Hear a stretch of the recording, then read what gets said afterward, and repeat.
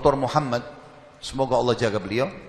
Saya pernah mendengarkan salah satu kaset ceramahnya luar biasa gitu. Dia kasih contoh. Dia bilang ada seseorang, jazakallah khair.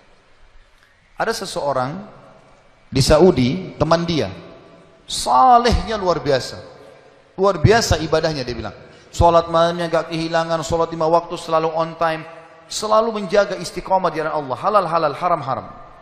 Satu waktu dia lamar seorang wanita dan diterima lamarannya. Pada saat sudah mau menikah, gitu kan, kurang lebih ditentukan jadwal kalau saya tidak salah itu 3 bulan dari waktu itu akan menikah. 2 bulan atau 1 bulan sebelum pernikahan, tiba-tiba perempuan ini batalin pernikahan. Tiba-tiba batal pernikahan, nggak jadi nikah. Laki-laki ini bertanya kepada calon mertuanya, ada apa? Saya juga nggak tahu. Ditanya perempuan ini oleh orang tuanya, kenapa nak? Malu keluarga? Enggak, pokoknya saya nggak mau nikah sama laki-laki ini.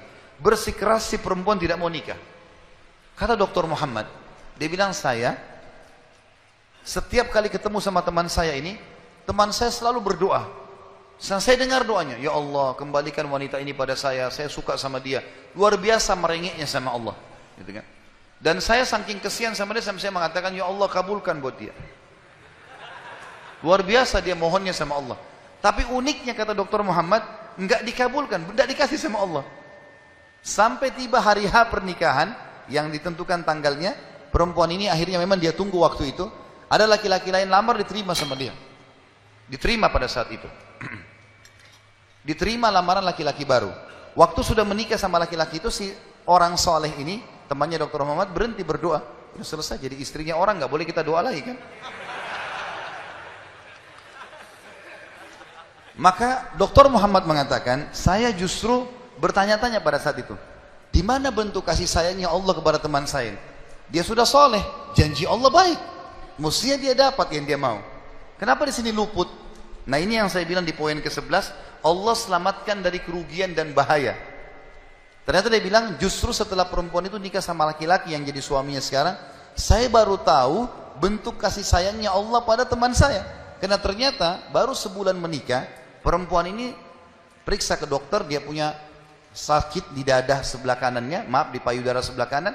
Dokter memvonis kena kanker payudara yang kronis, harus dipotong. Sebulan menikah, payudara kanannya dipotong. Bulan kedua, kanker itu sudah menyebar ke payudara kiri dan dipotong dua-duanya dalam 2 bulan pernikahan. Bulan ketiga, ini kejadian nyata. Bulan ketiga, ternyata perempuan ini punya masalah di urat saraf di bagian otak belakangnya sehingga membuat kedua matanya buta. Dan bulan keempat, wanita ini meninggal dunia. Kata dia, Dr. Muhammad bilang, subhanallah, kalau teman saya yang jadi suami dia, maka dia tidak akan menikmati pernikahan. Tapi Allah selamatkan dia dengan caranya. Jadi kadang-kadang ada yang luput dari kita. Kita sudah mohon sama Allah, Allah belum kasih.